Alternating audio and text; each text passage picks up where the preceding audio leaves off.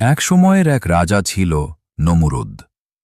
তার রাজত্ব ছিল বিশাল, বাহিনী ছিল অগণন, আর অহংকার ছিল সীমাহীন। সে নিজেকে প্রভু বলে দাবি করত। মানুষকে বলতো, আমি জীবন দিই, মৃত্যু দিই। নবী ইব্রাহিম আলাইহিওয়াসাল্লাম তার সামনে দাঁড়িয়ে বললেন, আমার রব সূর্যকে পূর্ব থেকে উদিত করেন। তুমি যদি সত্যিই প্রভু হও, তবে সূর্যকে পশ্চিম থেকে উঠাও। নমরুদ স্তব্ধ হয়ে গেল। তার বাহুবল, তার কথার জোর, সব যেন মুহূর্তেই নিঃশেষ হয়ে গেল। কিন্তু সে শিক্ষা নেয়নি, বরং আল্লাহর বিরুদ্ধে যুদ্ধ ঘোষণা করল।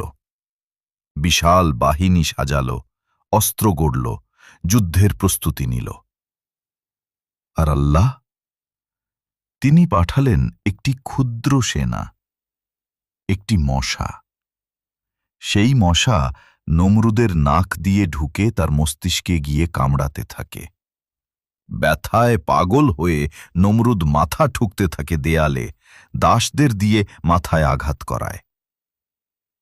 দিনের পর দিন, রাতের পর রাত একটি মশার যন্ত্রণায় সে ছটফট করতে থাকে।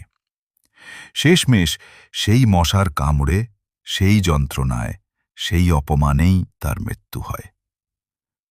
একটি মশা দেখিয়ে দিল, আল্লাহর শক্তির সামনে রাজত্ব, বাহিনী, অহংকার সবই তুচ্ছ।